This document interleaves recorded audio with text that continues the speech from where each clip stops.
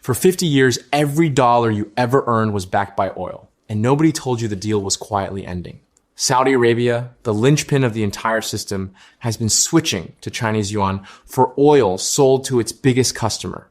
The infrastructure making that possible is already built, already running, and right now it's being stress tested under active wartime conditions in one of the most strategically critical waterways on Earth. Welcome to Chronicle Zero, news and documentaries for people who want to understand what's actually happening beneath the headlines. Stay with this one, because by the end you'll know exactly why the Iran war may have just handed China the proof of concept it needed to accelerate dollar alternatives, and the answer is not what most analysts are saying.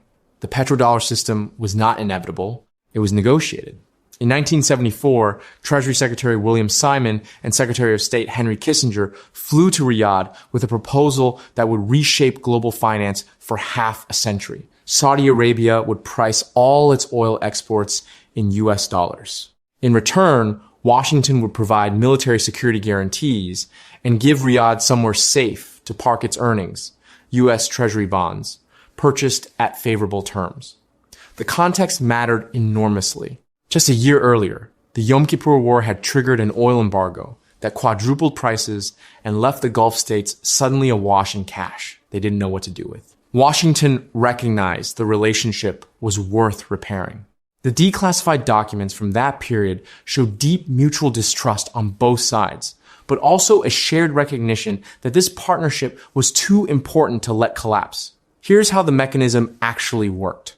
Every time a country bought Saudi oil, it paid in dollars. Those dollars flowed to Riyadh, where most of them were recycled into US Treasury bonds, which financed American government spending and kept interest rates low.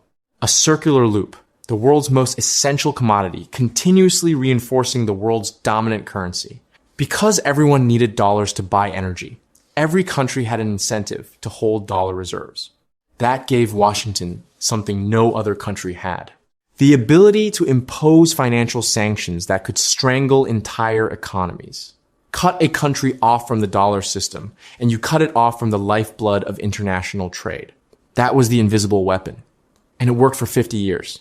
But the system was always built on a specific arrangement between specific countries at a specific moment in time. What changed first was the customer. America's shale revolution transformed the U.S. from the world's largest oil importer into the world's largest producer. Washington no longer needed Saudi crude at the volumes it once did, so Riyadh had to find new buyers, and it found them in Asia. China became the kingdom's largest customer, buying more than 20% of all Saudi exports. Saudi Arabia was now selling roughly 4 times more oil to China than to the United States, with around 85% of all Middle East crude flowing to Asian markets. That shift in trade flows changed the diplomatic math entirely. For decades, Riyadh had balanced its relationship with Washington as a matter of survival. But as China became the primary customer, Saudi Arabia started hedging, and that hedging took very concrete forms. Riyadh joined the BRICS group of emerging economies. It established foreign exchange swap lines with Beijing, allowing the two countries to trade directly in their own currencies without converting through dollars first. And most significantly, Saudi Arabia joined Project M-Bridge, a blockchain-based payment system led by the People's Bank of China that operates entirely outside the dollar correspondent banking system, an SWIFT. What that means in practice is straightforward. When Saudi Arabia sells oil to China, the transaction can now happen in Chinese yuan without ever touching the dollar system. The infrastructure is no longer theoretical. It exists, it's operational, and then came the war that proved it under pressure. In February 2026, open conflict between the United States and Israel on one side and Iran on the other turned the Strait of Hormuz into an active combat zone. A third of all global oil shipments passed through that narrow waterway. Iranian forces began collecting transit tolls from tankers, and those tolls were being collected in Chinese yuan and in stablecoins, not dollars. Iran was demonstrating that oil could move through a major choke point without using the dollar. A proof of concept at the worst possible moment for the petrodollar system, American naval forces responded with a blockade, boarding parties, and in at least 2 documented cases, direct fire on Iranian-flagged vessels. President Trump made it clear that any vessel paying Iran's toll would not have safe passage. But the alternative system kept working. Limited non-dollar settlements continued for vessels that successfully transited. This is what most analyses miss. The Iran war wasn't the cause of the petrodollar's decline. It was the catalyst for what was already in motion. The infrastructure to bypass the dollar had been built over years of careful diplomatic work. The war simply accelerated the timeline and proved the system could function under real pressure. So what does this actually mean for the dollar? The short answer is that it's still dominant. Nearly 60% of global currency reserves are still held in dollars. The vast majority of oil transactions are still priced and settled in dollars. The petrodollar didn't collapse overnight. What's happening is more gradual and more structural. The dollar's share of global reserves has fallen from 71% in 1999 to 58% today. Slow erosion, not sudden collapse, but the trajectory matters. Every time a country establishes a local currency swap line, every time a transaction happens outside SWIFT, every time a central bank joins Project M-Bridge, the assumption that the dollar is the only option gets a little weaker. And the leverage question is where this gets personal for American power.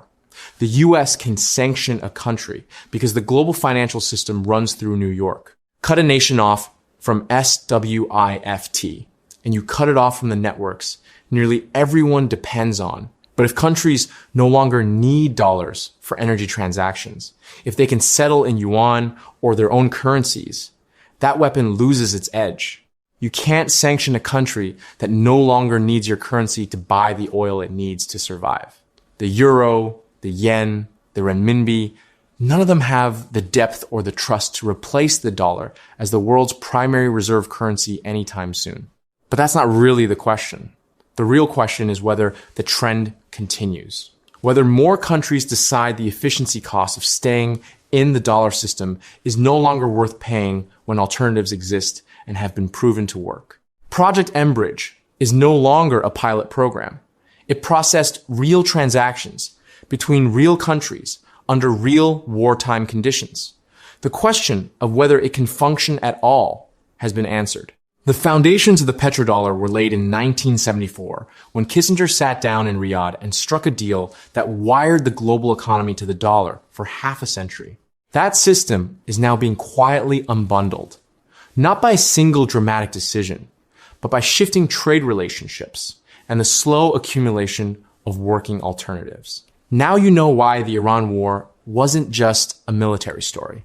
It was a live stress test of the infrastructure designed to replace something that's been at the center of American financial power for 50 years, and the infrastructure passed. Drop a comment below. Do you think the dollar loses its reserve currency status within your lifetime? Or is this being overhyped? And if you want to keep watching stories the mainstream buries, subscribe to Chronicle 0. We don't miss the signal in the noise.